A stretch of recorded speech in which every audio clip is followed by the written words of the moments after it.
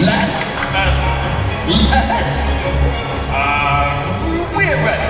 Ladies and gentlemen, as I was saying, on behalf of Water, the Wizarding Academy of Dramatic Arts, we present to you the Tales of Beedle the Bard.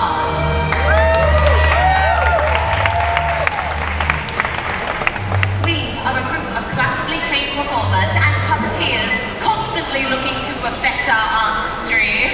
We certainly don't do it for the money. Absolutely not. We do not accept payment. This is about art. Ladies and gentlemen, the wizarding world is filled with tales of cunning, Gallantry! friendship, hope, and explosions!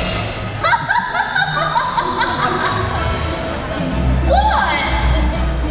Oh. I meant love. And some of the most famous of those tales come from a man who lived over 500 years ago.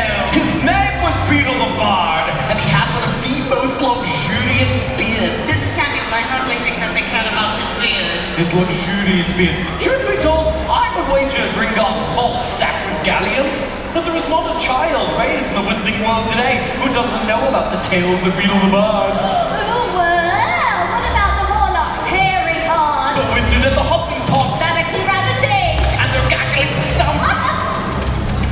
Are you not quite finished? I should like to continue before my patience runs out. Would you look at that, Birch?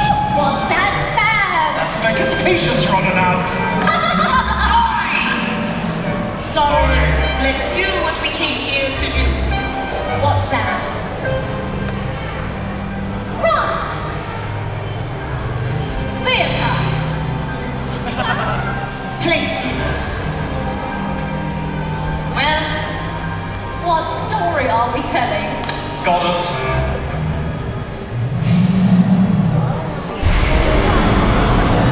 ladies and gentlemen, our tale is undoubtedly one with which you may be familiar.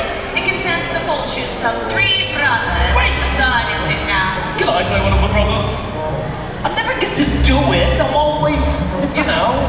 You can be the second brother. But be careful, Always careful. my fellow witches and wizards. Everyone ready? We now present to you the tale of the three brothers. There were once three brothers who were traveling along a lonely, winding road at twilight. In time, the brothers reached a river too treacherous to pass. But, being learned in the magical arts, they simply waved their wands and made a bridge. Before they could cross, however, they found the path blocked by a wooden figure. It was Death. He felt cheated because travelers usually drowned in the river. But Death was cunning. He pretended to congratulate the brothers upon their magic and said that each had earned a prize for having been clever enough to evade him. The oldest brother, who was a combative man, asked for a wand more powerful than any in existence. A wand that must always win duels for its owner. So Death fashioned him one from an elder tree that grew nearby. Then the second brother, who was an arrogant man, decided that he wanted to humiliate Death still further and asked for the power to recall others from death. So Death picked up a stone from the riverbank and gave it to him. Finally, Death turned to the third brother, a humble and wise man. He did not trust Death, and so he asked for something that would enable him to go forth from that place without being followed by Death. And Death, most unwillingly, handed over his own cloak of invisibility.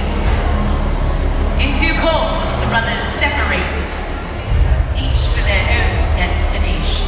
The first brother traveled to a distant village where he sought out a wizard with whom he had once quarreled. Naturally, when the elder warned as his weapon, he could not fail to win the duel that followed. Leaving his enemy upon the floor, the oldest brother proceeded to an inn where he boasted loudly of the powerful wand he had snatched from Death himself and of how it made him invincible. But that very night, another wizard crept upon the oldest brother as he lay upon his bed, whereupon he stole the wand and with it, the brother's life. And so Death took the first brother for his own. Meanwhile, the second brother took the stone that had the power to recall the dead and turned it thrice in hand to his amazement and his delight, the figure of the girl he had once hoped to marry before her untimely death appeared at once before him. Yet soon she turned sad and cold, for she did not belong in the mortal world. Driven mad with hopeless longing, the second brother took his own life, so as truly to join